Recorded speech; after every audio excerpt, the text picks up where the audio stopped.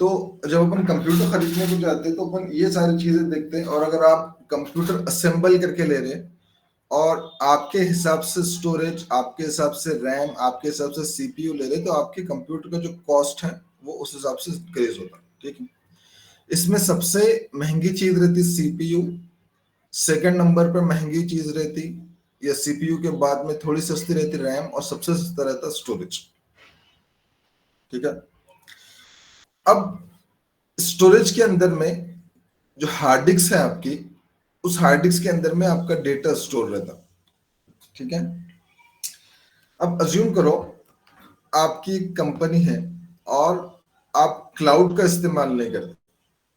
ठीक है, ये आपकी ऑर्गेनाइजेशन है, एक आईटी कंपनी है आपकी। ठीक है, अज्यूम करो कि आपकी आप you are the owner of TCS company. ठीक है, ये आपकी बड़ी आईटी ऑर्गेनाइजेशन है, और इस ऑर्गेनाइजेशन के अंदर में फॉर एग्जांपल 10,000 पीपल काम करते हैं, अज्यूम करो, और हम क्लाउड का यूज नहीं कर रहे हैं यहाँ पे, there is no cloud concept. ठीक है, अब आपकी कंपनी को एक प्रोजेक्ट मिला, और प्रोजेक्ट के अंदर में फॉर एग्जांपल आपको 2000 टीबी का जो डेटा है उसको प्रोसेस करना है। 2000 टीबी मतलब 1 TB means how much GB?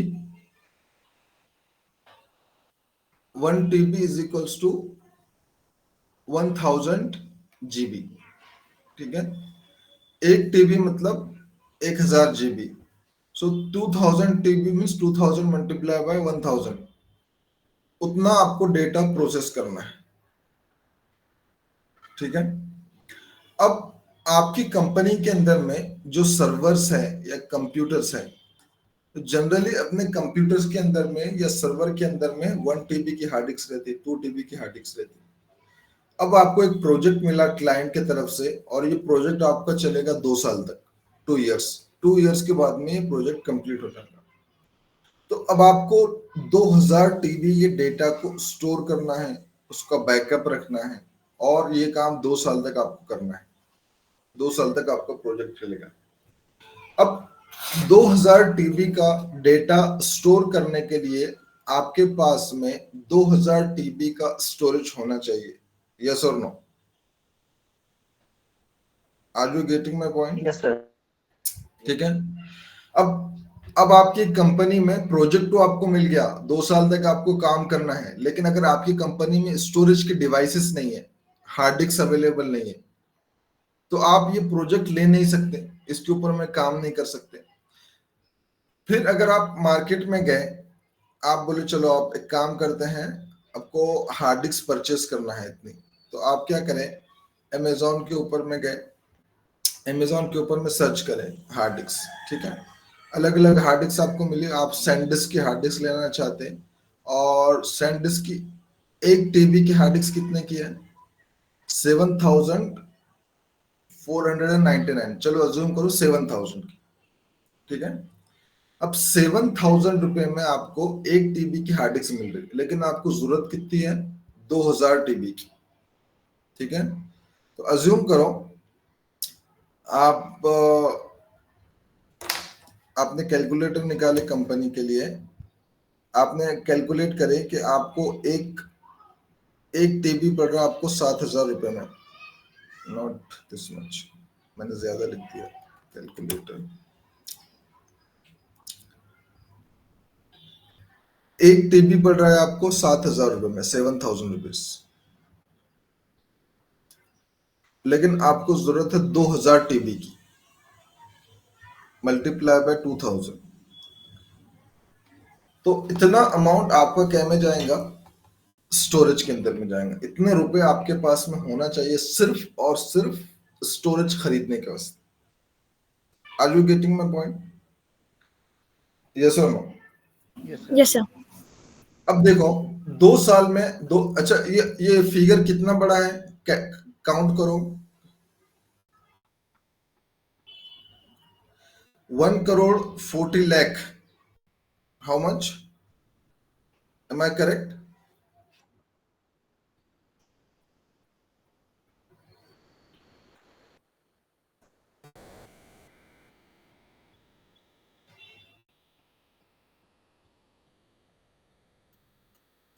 1 crore 40 lakh, मतलब 1.5 करोड़ रुपए।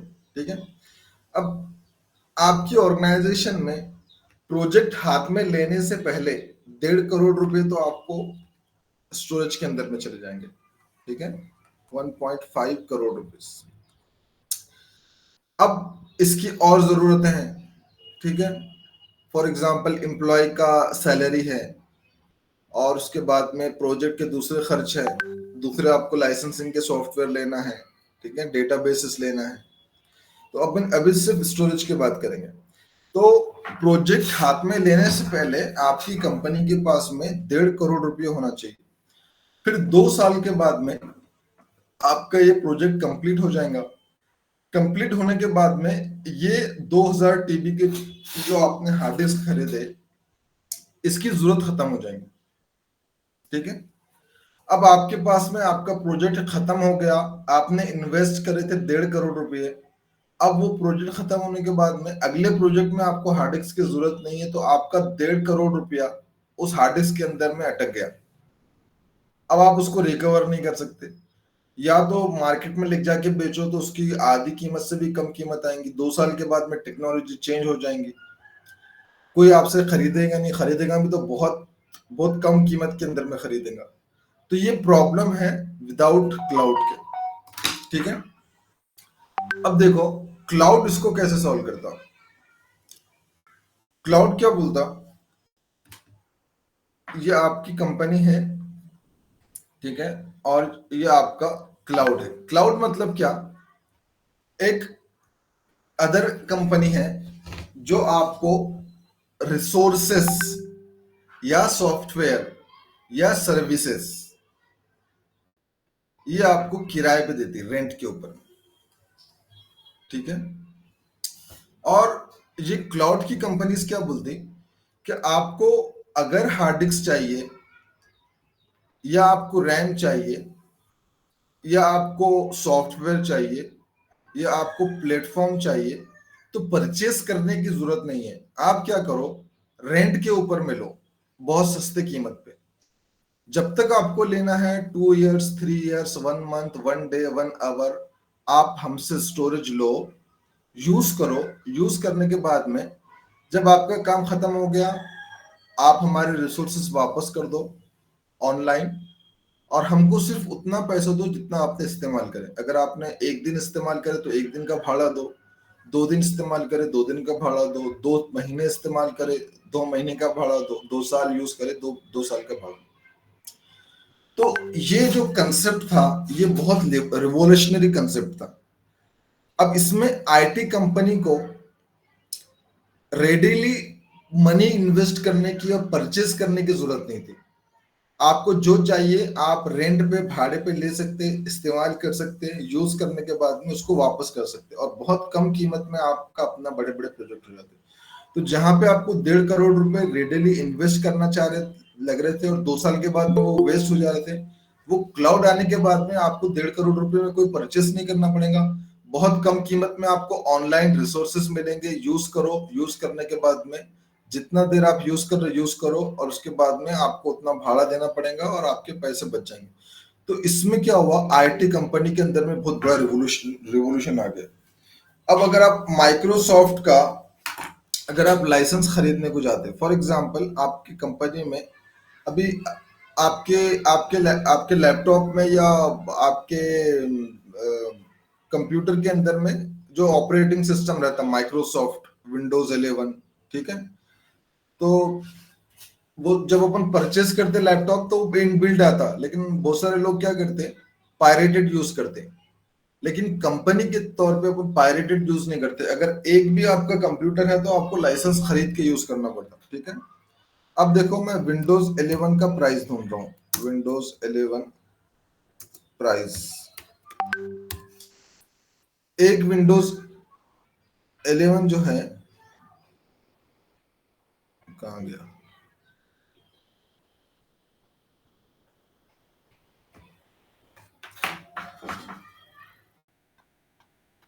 Windows 11 OS price.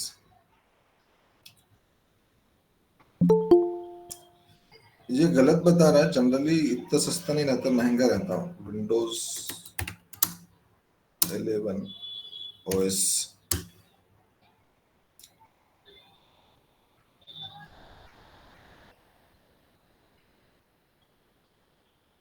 देखो इसमें करेक्ट नहीं बता रहा, विंडोज 11 आपका कम से कम 8 से 10 हजार रुपए का एक ऑपरेटिंग सिस्टम आता, ठीक है, इतना सस्ता नहीं मिलता। तो अगर आपकी कंपनी में विंडोज 11 की जरूरत है तो एक पीसी के लिए आपको 10 से 15 हजार रुपए खर्च करना पड़ता। 10 पीसी के लिए थोड़ा सा अगर ज्यादा क्वांटिटी में खरीदे तो थोड़ी सी प्राइस कम होती, बट अज्यूम करो कि एक सिस्टम के लिए आपको विंडोज 11 खरीदना है तो 10 से 15 हजार रुपए आपको इन्वेस्ट करना है। लेकिन क्लाउड आपको अगर विंडोज 11 की जरूरत है तो वो भी पर आवर और पर मंथ के किराए पे देता है, ठीक है। अब अपन स्विच कंसेप्ट समझ में आ गया आपका, क्लाउड क्या प्रॉब्लम को सॉल्व करना। हाँ, हाँ, 10 से 15 हजार के बीच में रहता है। यस। तो क्लाउड आपको पे एज यू गो सर्विसेज या रिसोर्सेस खरीदने के बदले उनको भाड़े पे, लीज पे, रेंट के ऊपर में लो, यूज करो और जाओ, वो कंसेप्ट पे काम करना है, ठीक है। अब मैं आपको शो करता हूं क्लाउड दिखता कैसा है। तो मार्केट के अंदर में क्लाउड के 3-4 बड़े बड़े प्लेयर हैं जो आपको क्लाउड की सर्विसेज प्रोवाइड करते हैं। सबसे मेन प्लेयर मार्केट में और सबसे पहला प्लेयर है AWS, जिसकी अभी वेबसाइट देख रहे थे। Amazon web services. Second number पे फेमस है अजूर, ये माइक्रोसॉफ्ट का है। थर्ड नंबर पे है GCP, गूगल क्लाउड प्लेटफॉर्म, ठीक है।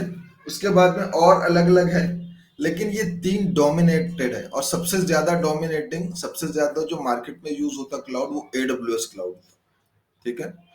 तो हर कंपनी में AWS के अकाउंट्स रहते हैं, एम्प्लॉयज AWS के अकाउंट पे काम करते हैं, और आप लोग जो जो कोर्स कर रहे हैं ये कोर्स में अपन AWS को मैनेज करते हैं। तो अगर हमारे पास में फॉर एग्जांपल डेवलपर्स की टीम है, ठीक है, और डेवलपर की टीम को स्टोरेज की जरूरत है तो वो आपको ईमेल करेंगे, डेवऑप्स इंजीनियर को या AWS इंजीनियर को, कि भैया मुझको 1 TB की हार्ड डिस्क की जरूरत है, क्रिएट करो।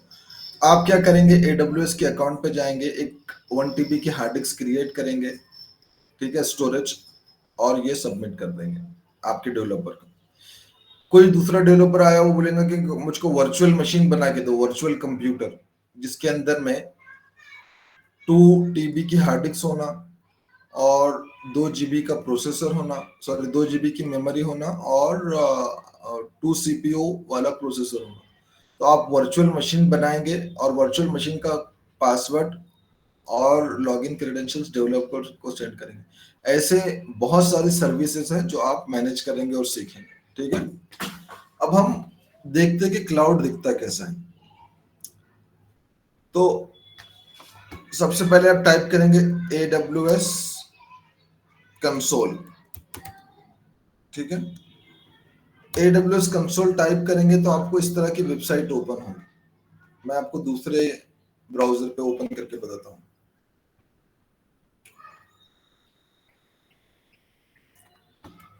AWS कंसोल, ये AWS की वेबसाइट है, Amazon वेब सर्विसेज। यहाँ पे डिफरेंट ऑप्शन है, अकाउंट क्रिएट करना, ठीक है, वगैरह वगैरह। तो इस पे जाके आप अकाउंट क्रिएट कर सकते, और कंपनी में ऑलरेडी अकाउंट क्रिएटेड रहता, आपको इसका एक्सेस दे देते हैं और फिर आप इसके ऊपर में काम करते हैं, ठीक है। अब मेरा जो अकाउंट बना हुआ है मैं उसके ऊपर में जाता हूँ। जब आप अकाउंट क्रिएट कर लेते तो आपको कुछ इस तरह का इंटरफेस दिखता है। जब आप कंपनी में भी काम करेंगे तो आपको इस तरह का इंटरफेस दिखेंगे, ठीक है। ये राइट साइड के अंदर में डिफरेंट रीजन्स है। आप यूएस ईस्ट वन है, नॉर्थ वर्जीनिया, ओहियो है। आप इंडिया में काम कर रहे हो तो ये मुंबई रीजन है, ठीक है। तो अज्यूम करो कि आप इंडिया में आपकी कंपनी है, तो आपने ये मुंबई रीजन सिलेक्ट कर लिया, ठीक है।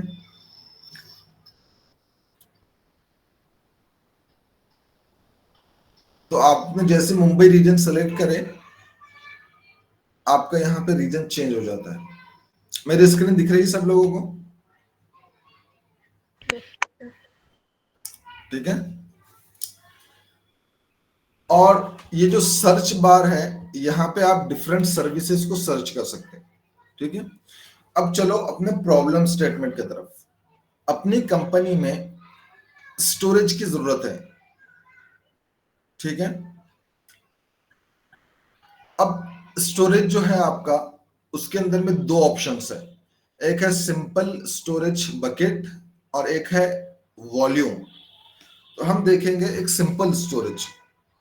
तो हम टाइप करेंगे सिंपल स्टोरेज, सिंपल स्टोरेज या S3। ये दिख रहा है आपको, स्केलेबल स्टोरेज इन क्लाउड S3 बकेट, यस और नो? Yes sir. तो सबसे पहले प्रैक्टिकल के लिए मैं एक स्टोरेज क्रिएट करता हूं, ठीक है।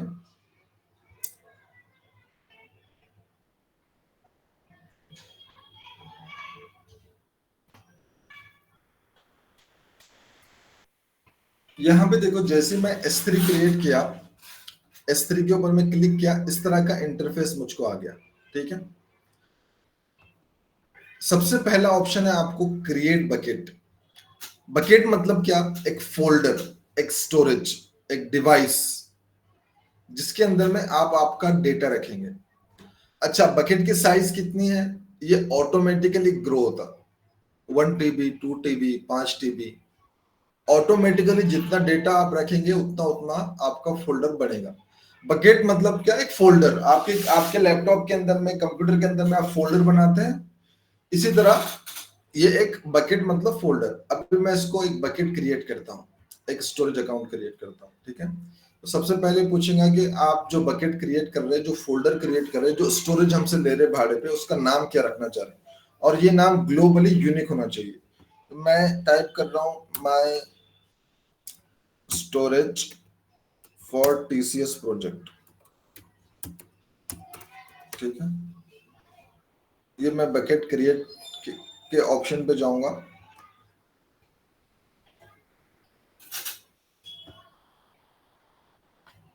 अच्छा, इनवैलिड कैरेक्टर हो गया।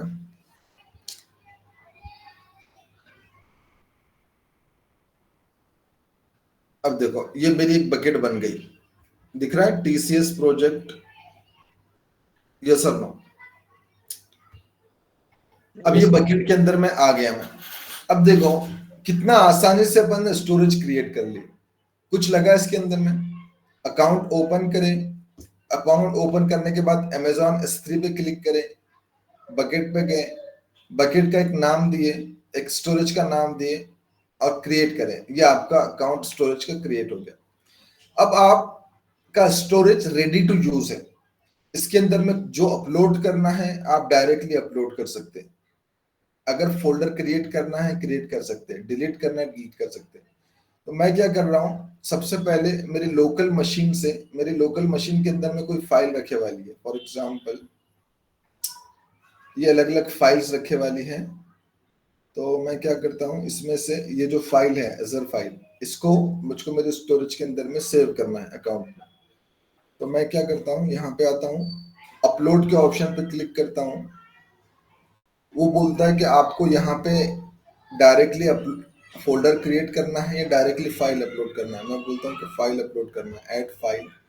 कहाँ से? मेरे लोकल से। ये एजर फाइल है, मैं इसको ओपन करता हूँ और इसको अपलोड कर लेता हूँ, ठीक है। अब मेरी फाइल मेरे बकेट के अंदर मेरे बकेट के अंदर में सेव हो गई। देखो कब मॉडिफाई करें, आज की डेट, कितने बज के कितने मिनट में, और बकेट के फोल्डर की साइज कितनी, ठीक है। अब मैं कहाँ मार्केट में जाऊंगा, परचेस करूंगा स्टोरेज, स्टोरेज परचेस करने के बाद में उसको कनेक्ट करूंगा मशीन के साथ में, क्लीन करूंगा, सेव करूंगा। और कहाँ, ये देखो इतने आसानी से आप प्रोजेक्ट मतलब बकेट क्रिएट कर लेते हो, डेटा अपलोड कर लेते हो। ठीक है, तो कितना डेटा स्टोर कर सकते हैं आपके AWS अकाउंट में, इसकी कोई लिमिट नहीं है। जितना आपको लेना है उतना आप स्टोर करो। जब आपका काम खत्म हो गया, इस बकेट को डिलीट कर लो और सिर्फ उतना आपको पैसा पे करना पड़ेगा। Are you getting my point? Yes और नो? ठीक है। Yes. अब यस आपकी सर। कंपनी में आपको एक दूसरे प्रोजेक्ट पे काम करना है, तो दूसरे प्रोजेक्ट में काम करना है, उस प्रोजेक्ट के अंदर में आपको 2 TB की डेटा की जरूरत है, स्टोरेज आपको प्रोसेस करना है। अगेन आप गए यहाँ पे क्रिएट बकेट पे गए, ठीक है, बकेट का नाम दिए माय सेकंड प्रोजेक्ट।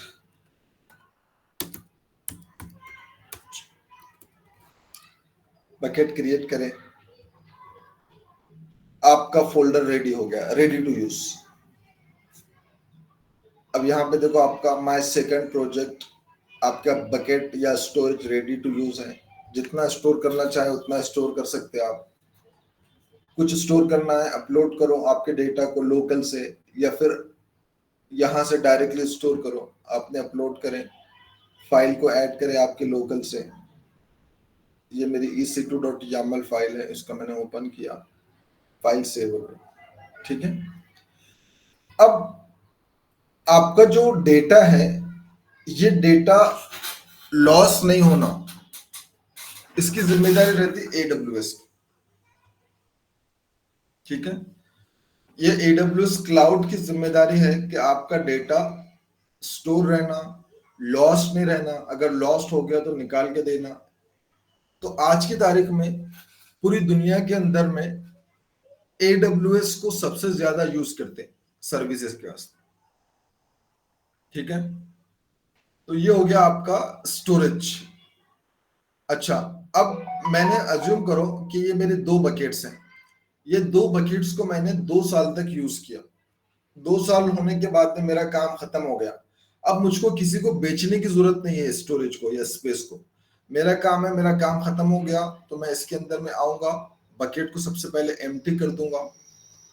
एम्प्टी करने के बाद में यहाँ पे परमानेंटली डिलीट का ऑप्शन है, परमानेंटली डिलीट करूंगा। एम्प्टी करने के बाद में इस बकेट को मैं डिलीट कर लूंगा। ठीक है, यहां से एग्जिस्ट हुआ, सिलेक्ट किया और बकेट को डिलीट किया।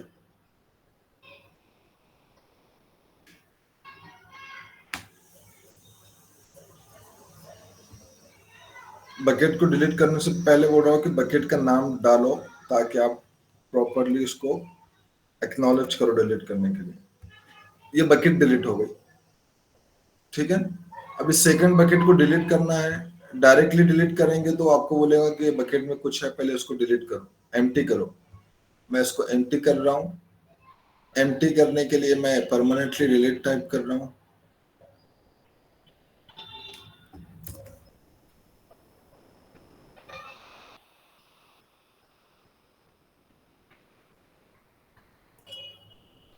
ठीक है,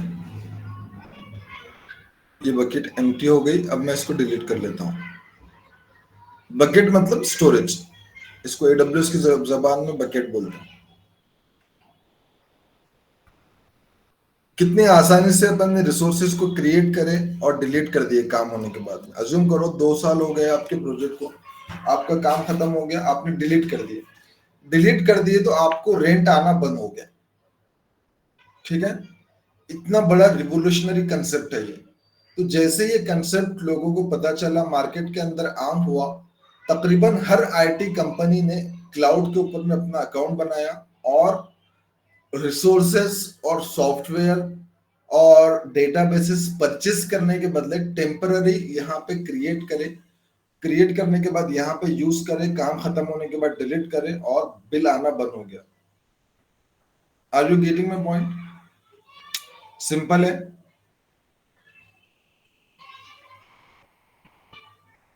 यस और नो? Yes sir.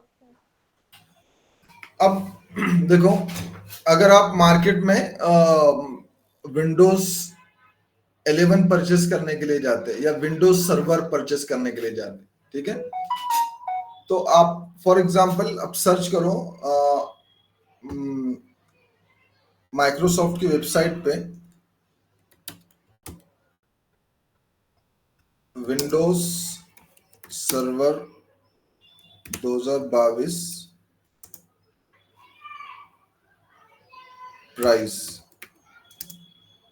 ठीक है, ऑफिशियल वेबसाइट पे इसकी प्राइस सर्च करो कितनी है, तो माइक्रोसॉफ्ट की वेबसाइट पे जाओ, विंडोज सर्वर 2025 बता रहे हैं यहाँ पे।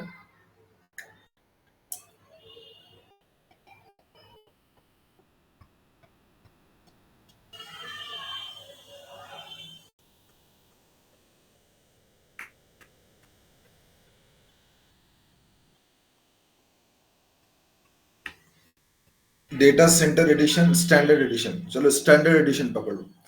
स्टैंडर्ड एडिशन है 11, नहीं, $1100 की, ठीक है। $1 अभी कितने रुपए का है? कैलकुलेटर पे जाओ,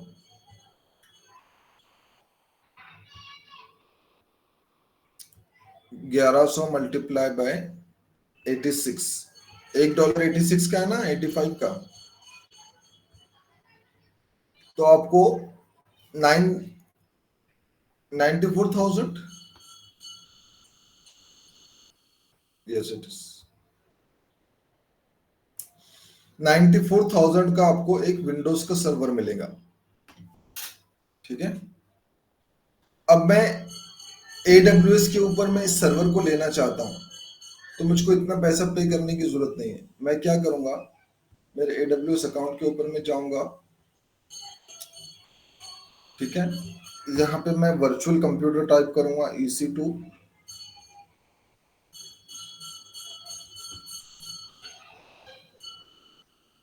EC2 के अंदर में मैं देखूंगा पहले कि मेरा विंडोज का सर्वर अवेलेबल है कि नहीं है, विंडोज सर्वर 2025 या विंडोज सर्वर 2022। तो ये क्या है, कैसे क्रिएट करते हैं, मैं आपको सब बताऊंगा, लेकिन अभी अपन ये देख रहे हैं कि विंडोज का सर्वर अवेलेबल है क्या। देखो यहाँ पे ये ऑपरेटिंग सिस्टम दिख रहा है, मैक ओएस है, उबंटू है, विंडोज है, रेड हैट है, सूसे लिनक्स है, ठीक है। तो विंडोज के ऊपर मैं क्लिक करता हूँ, अच्छा विंडोज का सर्वर अवेलेबल है और फ्री टियर अवेलेबल है, यानी अगर आपको टेस्ट करना है छोटी मशीन के ऊपर में तो आप फ्रीली इसको लेके टेस्ट कर सकते हैं, ठीक है। यहाँ से आप सिलेक्ट करेंगे तो विंडोज सर्वर का कोर बेस है, अलग अलग विंडोज सर्वर 2022 अवेलेबल है। और देखो यहाँ पे फ्री टियर अवेलेबल है।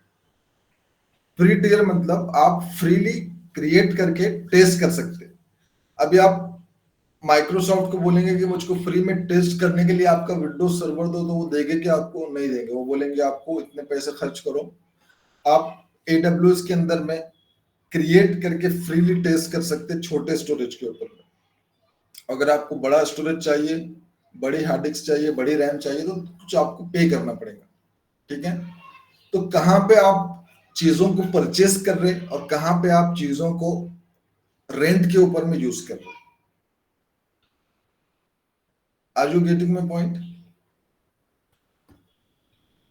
आखिरी एग्जांपल देके टॉपिक को खत्म करता हूं, स्टोरेज के, और शायद इससे पहले भी मैंने ये एग्जांपल दिया था आपको, ठीक है। फॉर एग्जांपल अगर आप लोग नांदेड़ सिटी के अंदर में रहते हैं, ठीक है, और आपको हैदराबाद के अंदर में माइग्रेट होना है, ठीक है, और आपकी salary for example 1 lakh per month, और आपको हैदराबाद के अंदर में फॉर एग्जांपल 2 इयर्स रुकना है, ठीक है। तो एक ऑप्शन ये है कि आप हैदराबाद के अंदर में एक अच्छा 2 BHK का 3 BHK का फ्लैट परचेस करो, ठीक है। हैदराबाद के अंदर में अच्छी जगह पे 2 BHK का फ्लैट आपको मिलेगा 1 करोड़ रुपए का, 1 से 2 करोड़ रुपए का, 1.5 करोड़ रुपए का। ठीक है। अब आपने आपकी सैलरी कितनी है, 1 लाख रुपए पर मंथ, 12 महीने के कितने होंगे, 12 लाख रुपए। ठीक है। 2 साल मतलब 24 मंथ, 24 मंथ के कितने हो गए, 24 लाख रुपए। अब आपकी सैलरी 2 साल की हो रही 24 लाख और घर आ रहा आपका 1.5 करोड़ रुपए का। तो ये कोई अकलमंदी का सौदा है क्या? नहीं है। ठीक है। ऐसा करने के बदले आप क्या कर सकते हैं कि आप 2 BHK का एक फ्लैट रेंट के ऊपर में ले सकते हैं, जिसकी जिसकी प्राइस होंगी फॉर एग्जांपल 20,000 रुपए महीने से 30,000 रुपए महीने के बीच। अब आपने ये फ्लैट, जैसा ये फ्लैट है वैसे ही फ्लैट मिला आपको, वही फैसिलिटी मिली, लेकिन सिर्फ 20,000 रुपए रेंट के हिसाब से या 30,000 रुपए रेंट के हिसाब से। 20,000 रुपए पर मंथ मतलब 1 साल के कितने हो गए, अरे कुछ 2 लाख रुपए पकड़ के चलो। ठीक है। और 2 साल के कितने हो गए, 4 लाख रुपए। अब 24 लाख में से अगर आपने 4 लाख रुपए किराए में डाले, तब भी आपके पास में 20 लाख रुपए सेव रहते। ठीक है। तो आपको रिसोर्सेस की जरूरत तो है, लेकिन रिसोर्सेस परचेस करने के लिए आप जाएंगे तो आपको 1.5 करोड़ रुपए लगेंगे। लेकिन आपको रिसोर्सेस रेंट पे चाहिए तो वही काम आपका 4 लाख रुपए के अंदर में हो जाए। कहाँ पे 4 लाख रुपए और कहाँ पे 1.5 करोड़ रुपए। 2 साल के बाद तो आपको खाली करना है, आपको यूज करना ही नहीं है। तो कंपनी में भी रिसोर्सेस हम हमेशा इस्तेमाल नहीं कर सकते। जब तक हमारा प्रोजेक्ट है, रिसोर्सेस की हमको जरूरत है, हमारा काम खत्म हो गया, हमको रिसोर्सेस की जरूरत नहीं है। Are you getting my point? So that is the power of purchasing versus taking things on rent. तो ये बहुत रिवोल्यूशनरी कंसेप्ट था जिसको कंपनीज ने अडॉप्ट करे। ठीक है। अब AWS या क्लाउड मार्केट में आने से पहले कंपनीज के अंदर में जो जॉब्स रहती थी, ठीक है, ये आपकी कंपनी है, इसके अंदर में जो जॉब्स रहती थी वो जॉब्स रहती थी डेवलपर की, जावा का डेवलपर, पाइथन का डेवलपर, ठीक है, या आपका रूबी का डेवलपर। फिर आपको नेटवर्क इंजीनियर की जरूरत रहती थी, जो आपके अलग अलग कंप्यूटर्स के नेटवर्क्स बनाते थे, उनकी सैलरी बहुत कम रहती है हालांकि। फिर डेस्कटॉप इंजीनियर की जरूरत रहती कंपनी में। फिर आईटी इंजीनियर की, आईटी मेंटेनेंस की जरूरत रहती। तो ये इस तरह के जॉब्स अवेलेबल थे। ठीक है। फिर एचआर की जॉब है जो नॉन टेक्निकल लोगों की रहती। तो ये सारी जॉब्स अवेलेबल थी कंपनी में क्लाउड आने से पहले। अब क्लाउड जब कंपनी के अंदर में आ गया, तो क्लाउड आने के बाद में अब क्लाउड को हैंडल कौन करेगा? जावा वाले तो क्लाउड को हैंडल नहीं कर सकते। ठीक है। आईटी वाले तो क्लाउड को हैंडल नहीं कर सकते, एचआर लोग तो क्लाउड को हैंडल नहीं कर सकते। तो क्लाउड को हैंडल करने के वास्ते लगता है आपको AWS एडमिन, जो कि आप लोग बनेंगे, या फिर डेवऑप्स एडमिन जो आप लोग बनेंगे, या क्लाउड एडमिन जो आप लोग बनेंगे। आपका काम रहता कि AWS के अकाउंट पे कनेक्ट होना, डेवलपर्स की जो नीड है उस हिसाब से रिसोर्सेज क्रिएट करना, और रिसोर्सेज क्रिएट करने के बाद में डेवलपर को देना। डेवलपर्स अपना काम कंप्लीट करने के बाद में आपको बोलेंगे कि मेरा काम खत्म हो गया, आप इस रिसोर्स को डिलीट कर दो। वो खुद नहीं कर सकते, आपके पास परमिशन रहती, आप इस रिसोर्स पे आएंगे, रिसोर्स को डिलीट कर लेंगे और कॉस्ट को बचाएंगे। तो मार्केट के अंदर में जो पहली पुरानी जॉब्स थी उसके अंदर में अब AWS admin, DevOps engineer, cloud engineer, cloud security, AWS security engineer, उसके बाद में आपका इस तरह के बहुत सारे जॉब्स मार्केट में आ गए। इन लोगों को कोडिंग ज्यादा नहीं रहती, इन लोगों का काम रहता AWS के अंदर में यूजर्स को क्रिएट करना, डेटाबेसेस बनाना, वर्चुअल मशीन्स बनाना, स्टोरेज बनाना, स्टोरेज बनाने के बाद में डेवलपर्स को देना, फिर डेवलपर्स की रिक्वेस्ट है तो स्टोरेज को डिलीट करना, यूजर्स को डिलीट करना, इस तरह की। ठीक है। तो पहले एक जमाना था जब आपको आईटी कंपनी में काम करने के लिए कोडिंग आना जरूरी रहता था, बिना कोडिंग के आपको इंटरव्यू शेड्यूल नहीं होता था। अब ऐसा नहीं है, अब बहुत सारी जॉब्स क्लाउड आने के बाद में है कि आपको अगर कोडिंग नहीं आती तब भी आपको जॉब मिलती है और आप बहुत अच्छे पैकेजेस कर लेते हैं। 10 लाख का, 15 लाख का, 20 लाख का, 30 लाख का, 40 लाख का मैंने खुद देखा। हम कंपनीज के अंदर में, खुद हमारी कंपनी में लोगों को 30-30, 40-40 लाख के पैकेजेस है एडब्ल्यूएस के अंदर में, क्लाउड के अंदर में। ठीक है, तो आपका काम रहेगा ये क्लाउड को हैंडल करना, वर्चुअल मशीन्स को हैंडल करना, और डिफरेंट रिसोर्सेज को हैंडल करना, यूजर्स को क्रिएट करना, डिलीट करना, और इसको मैनेज करना। तो ये हमारा था first demo class about cloud, cloud की जरूरत, what problem cloud solve, purchasing resources versus renting resources, और new jobs available in IT company to manage the cloud. ठीक है, आई होप आपको ये समझ में आया होगा। अब मुझे बताओ क्या डिफिकल्टी है इसके अंदर में। थोड़े से एडवांस कंसेप्ट आगे आएंगे, लेकिन आप कर सकते हैं ना इसको। इसको देख के समझ रहा है कि आप, ऐसा कोई रॉकेट साइंस नहीं है इसके अंदर में। यस और नो? Yes, sir. तो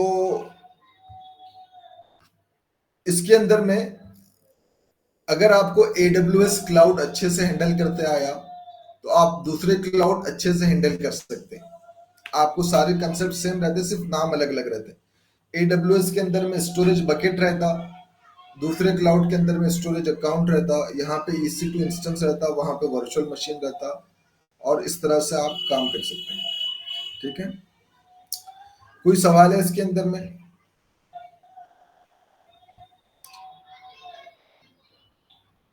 Anything you did not get, anything you want to clarify, ask. Sir इसमें डाउट नहीं है, पर आपका ट्रेंड क्या रहेगा, मतलब जैसे कि सिलेबस होता है तो आप कहाँ से स्टार्ट करोगे? हाँ, तो इससे पहले की जो बैच थी, उस बैच में मैंने सिलेबस शुरू किया था लिनक्स के ऊपर से, लिनक्स कमांड्स। ठीक है, लेकिन इस बैच नंबर 2 के अंदर में मैं लिनक्स कमांड से शुरू करने के बदले डायरेक्ट AWS से शुरू करूंगा। AWS में वर्चुअल मशीन पढ़ाने के बाद में फिर वर्चुअल मशीन के ऊपर में लिनक्स कमांड हम रन करेंगे। ठीक है, तो आपका सिलेबस होगा कुछ इस तरीके से। मेरी स्क्रीन विजिबल है क्या आपको? जी सर।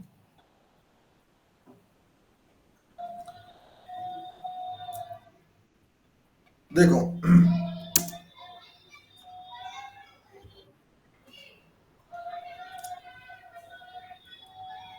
हमारा ये 3 मंथ का कोर्स रहेगा। ठीक है, सबसे ज्यादा डोमिनेटिंग अपना टॉपिक रहेगा AWS क्लाउड। ठीक है, तो पहले अपन पढ़ेंगे AWS पे अकाउंट क्रिएट करना। ठीक है, उसके बाद अपन पढ़ेंगे AWS S3 बकेट के एडवांस कंसेप्ट। उसके बाद में वर्चुअल मशीन्स, वर्चुअल कंप्यूटर्स के एडवांस कंसेप्ट, लिनक्स की मशीन क्रिएट करना, विंडोज की मशीन क्रिएट करना, उनको कनेक्ट करना, डेवलपर्स को देना। तो अपना एक टॉपिक रहेगा वर्चुअल मशीन के ऊपर में काम करना। उसके बाद में आपका टॉपिक रहेगा लोड बैलेंसर्स। लोड बैलेंसर्स क्या रहते हैं, उनको पे कैसे काम करते हैं। उसके बाद में आपका टॉपिक रहेगा डेटाबेसेस। आपने नाम सुने होंगे, SQL database, Postgres database, Oracle database, सुने? तो वो डेटाबेसेस को क्रिएट करना, क्रिएट करने के बाद में उसको कनेक्ट करना, और कनेक्ट करने के बाद में आपके डेवलपर्स को वो डेटाबेस देना। उनका काम खत्म होने के बाद में वो डेटाबेसेस को डिलीट करना। तो डेटाबेसेस पे आपका काम रहेगा। उसके बाद में आप पढ़ेंगे IAM user, identity and access management. इस मॉड्यूल में आप पढ़ेंगे कि कंपनी में कोई नया बंदा आता है तो उसका अकाउंट क्रिएट करना, उसको एक्सेस देना, फिर जब वो कंपनी छोड़ के जाएगा तो उस यूजर को डिलीट करना, उसके एक्सेस को रिवोक करना। ये IAM मॉड्यूल के अंदर आप पढ़ेंगे। उसके बाद में आप पढ़ेंगे डिफरेंट AWS सर्विसेज, जैसे कि आपके रूट 53। रूट 53 में आप पढ़ेंगे कि आपका जो डोमेन नेम है, फॉर एग्जांपल आप कोई वेबसाइट बनाते हैं तो वेबसाइट के ऊपर में आपका नाम आता, तो आपके कंप्यूटर का जो आईपी एड्रेस है उसको डोमेन नेम में कैसे कन्वर्ट करते हैं, डोमेन कैसे परचेस करते हैं, डोमेन को कैसे डिलीट करते हैं, ये ऐसा आप पूरा पूरा पूरा पूरा पढ़ेंगे, ठीक है। फिर ये करने के बाद में और या बीच में आप पढ़ेंगे लिनक्स की कमांड्स, क्योंकि कंपनीज के अंदर में विंडोज बहुत कम यूज होता, लिनक्स बहुत ज्यादा यूज होता। तो लिनक्स के अंदर में अपन पढ़ेंगे उबंटू और सेकंड पढ़ेंगे आप अमेजॉन लिनक्स, ठीक है। अभी मेरी मशीन के अंदर में देखो ये उबंटू लिनक्स मशीन है, ये इंटरफेस तो आपने देखे होंगे ना, ये मेरी मशीन उबंटू है, तो ये उबंटू लिनक्स का एक फ्लेवर है। इसी तरह से अमेजॉन लिनक्स है, इसी तरह से दूसरे लिनक्स के ऑपरेटिंग सिस्टम है। तो ये लिनक्स के कमांड हम एटलीस्ट एक हफ्ते तक पढ़ेंगे, बेसिक कमांड से लेके एडवांस कमांड तक जो जरूरत है, ठीक है। ये पूरा आपका चलेगा तकरीबन 1.5 महीना, 1.5 मंथ। उसमें आप पढ़ेंगे AWS और लिनक्स, ठीक है। फिर आप पढ़ेंगे अजूर क्लाउड। अब अजूर क्लाउड जब आप पढ़ेंगे तब तक आपको चीजें बहुत आसान हो जाएंगी। ये सारे कंसेप्ट जो आपने पढ़े, यही कंसेप्ट आपको अजूर के अंदर में है डिफरेंट नाम के साथ में। यहाँ पे S3 है, वहां पे स्टोरेज अकाउंट है, यहाँ पे EC2 इंस्टेंस है, उधर वर्चुअल मशीन है, इधर लोड बैलेंसर है, उधर भी लोड बैलेंसर है, इधर डेटाबेसेस है, उधर भी डेटाबेसेस है, इधर IAM यूजर है, उधर यूजर है, ठीक है। तो ये अजूर क्लाउड पढ़ेंगे, ये पढ़ेंगे आप तकरीबन 2 वीक्स। उसके बाद आप पढ़ेंगे गूगल क्लाउड GCP, ये पढ़ेंगे आप 1 वीक, ठीक है। ये इसलिए पढ़ेंगे कि जब आप मार्केट में जाएंगे और इंटरव्यू लेने वाला अगर आपको ये बोलता है कि हमारी कंपनी में अजूर क्लाउड भी है, आप हैंडल कर सकते क्या, तो आपने ये नहीं बोलना कि मैंने पढ़ा नहीं। अगर आपको कंपनी वाला बोलता कि आप ठीक है आपकी प्रोफाइल AWS एडमिन की है, बट अगर आप GCP पे काम करना पड़ा तो आप कर सकेंगे क्या, तो आप बोलेंगे हाँ मैं कर सकता, मेरे को आता है कर। और फिर आप जब नौकरी की प्रोफाइल बनाएंगे तो 3-4 अलग अलग प्रोफाइल बनाएंगे, AWS admin, Azzur admin, Google admin, और आपके 4 अलग अलग प्रोफाइल जब आप naukri.com पे इस पे रखेंगे तो आपके जॉब के चांसेस बहुत ज्यादा बढ़ जाएंगे। अजूर वाला भी आपको कॉल कर सकता, AWS वाला भी कर सकता, गूगल क्लाउड वाला भी कर सकता, डेवऑप्स इंजीनियर वाला भी कर सकता, ठीक है। उसके बाद अपन पढ़ेंगे प्रॉम्प्ट इंजीनियरिंग।